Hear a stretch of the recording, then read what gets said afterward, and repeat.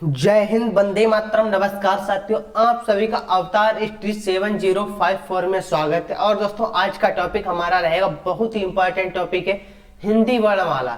हिंदी वर्णमाला क्या होता है और दोस्तों इससे किस प्रकार से क्वेश्चन बनते हैं, बहुत ही इंपॉर्टेंट है। 2 से 3 नंबर के क्वेश्चन परीक्षा में आते हैं, तो इस पर विशेष ध्यान देना है। ठीक है दोस्तों, इसी के साथ अब हम बात करते हैं हिंदी वर्णमाला।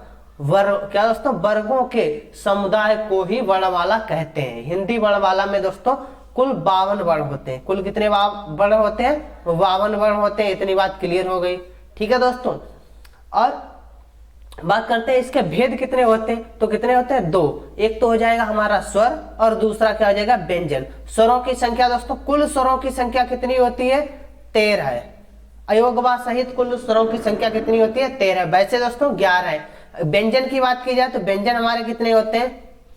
33 व्यंजन होते हैं। इतनी बात क्लियर हो गई। इसी के साथ आगे बढ़ेंगे और अब दोस्तों हम बात करते हैं स्वर जिन्हें हम बात करते हैं जिन वर्णों का उच्चारण बिना किसी अवरोध के तथा बिना किसी दूसरे वर्ण की सहायता से होता है, उन्हें स्वर कहते हैं। कहने का मतलब होता है जिन वर्णों का उच्चारण करते समय किसी दूसरे वर्ण की सहायता ना ली जाए तो उन्हें हम क्या कहेंगे? स्वर कहते हैं। इतनी बात क्लियर हो गई। स्वर की संख्या दोस्तों हमने बताई है कितनी होती है? 11 है। अगर दोस्तों यहाँ पे पूछा जाए अयोगवाह सहित स्वरों की संख्या कितनी होती है, तो दोस्तों हमारी कितनी होती है? 13 है। इतनी बात आप लोगों को ध्यान रखनी है। अगर पूछा जाए स्वरों की संख्या तो 11 है। अयोगवाह सहित स्वरों की संख्या तो कितनी होती है? 13। 2 हमारे अयोगवाह जुड़ जाते हैं, एक अनुसार होता है और दूसरा विसर्ग। इतनी बात क्लियर। इसी के साथ आगे बढ़ेंगे। अब बात करते हैं स्वरों की संख्या। दोस्तों बता ही चुके हैं कितनी है? 11 है। भाई दोस्तों कौन कौन सी है? छोटा, बड़ा, छोटी, बड़ी, छुटो, बड़ो, ए, ओ, औ और रेल। ये दोस्तों हमारे कितने हो जाते हैं? 11 है। कुल कितने हैं? 11 है। अगर दोस्तों इसी में पूछ दिया जाए अयोगवाह सहित, तो अयोगवाह 2 हमारे जुड़ जाते हैं। एक तो दोस्तों हमारा अंग है और दूसरा क्या है दोस्तों? आहा। ये दोनों जुड़ जाते हैं तो कितने हो जाते हैं कुल? तो हो जाते हैं कुल 13 है। ठीक है दोस्तों, इसे हम क्या कहेंगे? ये हमारा अनुस्वार है, अनुसार। और ये दोस्तों हमारा क्या है? ये रहेगा हमारा विसर्ग। एक अनुसार हो जाता है और एक विसर्ग। तो कुल कितने हो जाएंगे स्वर? 11। इसी के साथ आगे बढ़ेंगे। अब बात करते हैं स्वर। क्या दोस्तों? स्वर 3 प्रकार के होते हैं। स्वर जो हमारे हैं वह कितने प्रकार के होते हैं दोस्तों? 3 प्रकार के होते हैं। कौन कौन से? पहला हमारा क्या हो जाएगा? ह्रास स्वर। ह्रास स्वर में कौन कौन से आते हैं? 4 आते हैं। कितने दोस्तों? ह्रास स्वर में हमारे आने वाले कितने हैं? 4। छोटा, छोटी, छुटो, रेर, ये 4 किसमें आते हैं? ह्रास स्वर में। दूसरा दोस्तों क्या हो जाते हैं? दीर्घ स्वर। दीर्घ स्वर में कितने आते हैं? 7। बड़ा, बड़ी, बड़ऊ, ए, ओ, औ। ये दोस्तों कितने हो जाते हैं? हमारे 7 दीर्घ स्वर। ठीक है दोस्तों। और अब बात करेंगे प्लुप्त स्वर। प्लुप्त स्वर में जैसे ओम और राम, ये हमारे क्या है? प्लुप्त स्वर है। ठीक है दोस्तों, इतनी बात आप लोगों को क्लियर हो गई। यही से दोस्तों पूछा जाता है स्वर के कितने भेद हैं। तो दोस्तों कितने हैं? 3। ह्रास स्वर, दीर्घ स्वर और प्लुप्त स्वर। इतनी बात क्लियर हो गई।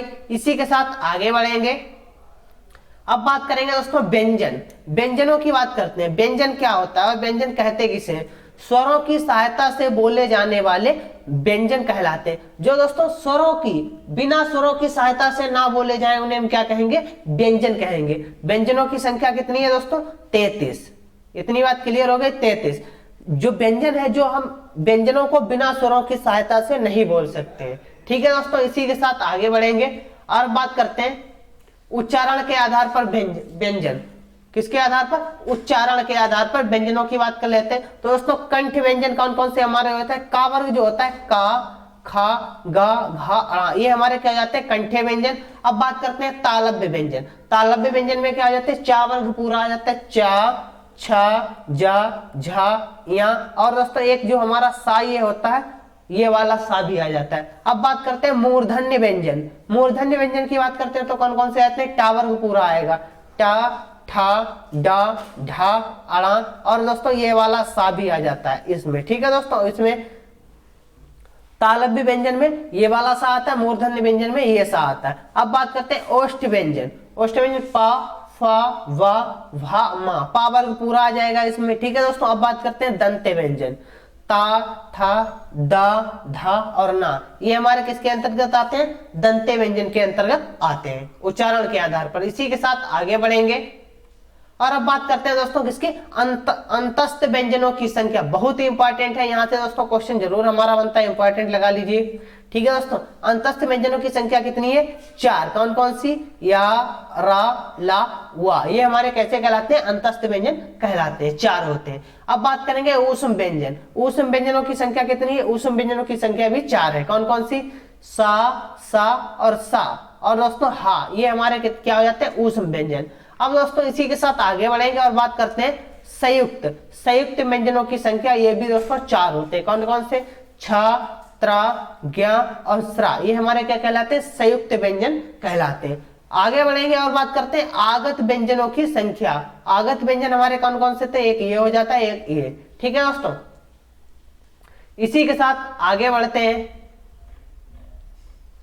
अब बात करते हैं वेरी इंपॉर्टेंट दोस्तों, यहां से अर्धस्वर। अर्धस्वर हमारे कौन कौन से? अर्धस्वरों की अगर बात करते हैं तो या और वा, ये हमारे क्या है? अर्धस्वर कहलाते हैं। लुंठित या प्रकंपित, लुंठित या प्रकंपित व्यंजन की बात की जाए तो वह हमारा क्या कहलाता है? रा। बहुत ही इंपॉर्टेंट है। आगे बात करेंगे दोस्तों पार्श्विक व्यंजन। पार्श्विक व्यंजन हमारा क्या है दोस्तों? ला जो है ये कैसा है? पार्श्विक व्यंजन है। इतनी बात क्लियर हो गई। इसी के साथ आगे बढ़ेंगे और अब बात करते हैं नासिक व्यंजन। किसकी दोस्तों? नासिक व्यंजन, जो नाक, बिना नाक की सहायता से ना बोला जा सके। अड़ा, या, अड़ा, ना और मा, प्रत्येक वर्ग का क्या दोस्तों? प्रत्येक वर्ग का 5वां वर्ण जो होता है वह हमारा क्या कहलाएगा? नासिक व्यंजन कहलाता है। वेरी इंपॉर्टेंट दोस्तों, ये बहुत ही अच्छी तरह आप लोगों को याद रखना। क्या? स्वर यंत्रीय व्यंजन। स्वर यंत्रीय व्यंजन परीक्षा में कई बार आ चुका है। तो दोस्तों स्वर यंत्रीय व्यंजन हमारा क्या कहलाएगा? हा जो है ये कैसा है? स्वर यंत्रीय व्यंजन है। और दोस्तों इसी के साथ आगे बढ़ते हैं और बात करते हैं नोट। कुछ नोट में है, इसे दोस्तों बहुत ही अच्छी तरह से याद रखना है, कॉपी में नोट कर लीजिएगा। रा, रा जो है हमारा ये कैसा है? लुंठित व्यंजन कहलाता है। ला जो है ये हमारा पार्श्विक व्यंजन कहलाता है। इसके उच्चारण में वायु जीभ के पास से निकलती है। ठीक है दोस्तों, किसके? ला, पार्श्विक, इसके उच्चारण में वायु जो है जीभ के पास से निकलती है। इतनी बात याद रखनी है। इसी के साथ आगे बढ़ेंगे और अब बात करते हैं वर्ण की परिभाषा। दोस्तों वर्ण की परिभाषा जान लेते हैं। किसकी? वर्ण की परिभाषा। वह छोटी से छोटी, सबसे छोटी ध्वनि जिसके और टुकड़े नहीं किए जा सकते उसे ही हम वर्ण कहते हैं। ठीक है दोस्तों, वर्ण के क्या? सबसे छोटी है जिसके हम टुकड़े नहीं कर सकते हैं तो उसे हम क्या कहेंगे? वर्ण कहते हैं। ठीक है दोस्तों, यह वर्ण की परिभाषा हो गई। इसी के साथ आगे बढ़ते हैं। भाषा की अगर सबसे छोटी इकाई की बात की जाए तो वह हमारी क्या है? ध्वनि। अगर भाषा की सबसे छोटी लिखित इकाई की बात की जाए तो वह हमारी क्या कहलाती है दोस्तों? वर्ण कहलाती है। इतनी बात याद रख लीजिए। इसी के साथ आगे बढ़ते हैं। अब बात करते हैं संयुक्त व्यंजन। किसकी दोस्तों? संयुक्त व्यंजन की बात करते हैं। वैसे तो जहां भी 2 अथवा 2 से अधिक व्यंजन मिल जाते हैं वे संयुक्त व्यंजन कहलाते हैं, किंतु देवनागरी लिपि में सहयोग के बाद रूप परिवर्तन हो जाने के कारण इन 3 को गिनाया गया है। ये दो व्यंजनों से मिलकर बने हैं। वह दोस्तों हमारे कौन कौन से? 4 हैं दोस्तों। कितने? 4। कौन कौन से देख लेते हैं। पहला हमारा क्या है दोस्तों? छा। पहला क्या है हमारा? छा। ये दोस्तों हमारा किस किस से मिलकर बना है? का और सा से मिलकर बना है छा। ठीक है दोस्तों, दूसरा हमारा क्या कहलाता है? दूसरा कहलाता है ज्ञ। वह हमारे किससे? जा और यहाँ दोस्तों नीचे हलंत जरूर लगेगा, हलंत यहाँ पे। ठीक है दोस्तों, जा और यहाँ, तो उससे क्या? ज्ञ बना है, ज्ञान। अब बात करते हैं त्रा। त्रा हमारा किस किस से बनता है? ता और रा, हलंत जरूर लगेगा। ठीक है दोस्तों, अब इसके बाद बात करते हैं किसकी दोस्तों? स्रा। तो स्रा किससे बनना है? सा और रा से मिलकर बना है हमारा स्रा। तो इस प्रकार से हमारे संयुक्त व्यंजन कितने होते हैं? संयुक्त वर्ण व्यंजन भी आ जाता है कभी कभी और वर्ण, तो कितने होते हैं? 4। इतनी बात आप लोगों को अच्छी तरह याद रखनी है। इसी के साथ आगे बढ़ेंगे। अब बात करते हैं अयोगवाह वर्ण कौन से होते हैं? कौन से दोस्तों? अयोगवाह वर्ण। अंग और आहा ये हमारे कैसे? अयोगवाह वर्ण होते हैं। ठीक है दोस्तों, जिसमें अनुस्वार की बात करते हैं तो आहा जो होता है वह हमारा क्या होता है? अनुस्वार होता है। जिसमें बिंदी ऊपर लगी होती है वह हमारा अनुस्वार होता है। विसर्ग की बात करते हैं तो तो विसर्ग हमारा क्या होता है, आहा जो होता है ये हमारा विसर्ग, यही हमारी विसर्ग। ठीक है दोस्तों, विसर्ग। इसी के साथ आगे बढ़ेंगे। अब बात करते हैं अनुस्वार। अनुस्वार क्या है दोस्तों, स्वर के बाद बोला जाने वाला हलंत। स्वर के बाद जो हलंत बोला जाता है उसे हम क्या कहेंगे दोस्तों, अनुस्वार कहेंगे। अर्धध्वनि, अर्धध्वनि अनुस्वार कहलाता है। जैसे दोस्तों क्या है, प्रंचम, कंठ, छंद आदि, इनमें दोस्तों क्या लगा है, हमारा अनुस्वार लगा हुआ। इसी के साथ आगे बढ़ेंगे और अब बात करते हैं विसर्ग। किसकी दोस्तों, विसर्ग की। तो ये विसर्ग है। ठीक है दोस्तों, ये हमारी विसर्ग की, विसर्ग का क्या हो गया, मात्रा या चिन्ह कह सकते हैं। महाप्राण सूचक, महाप्राण सूचक एक स्वर है। जैसे दोस्तों प्रातः, अतः, संभावतः आदि इस प्रकार के शब्दों में हमारा क्या लगता है, विसर्ग लगता है। इसी के साथ आगे बढ़ते हैं।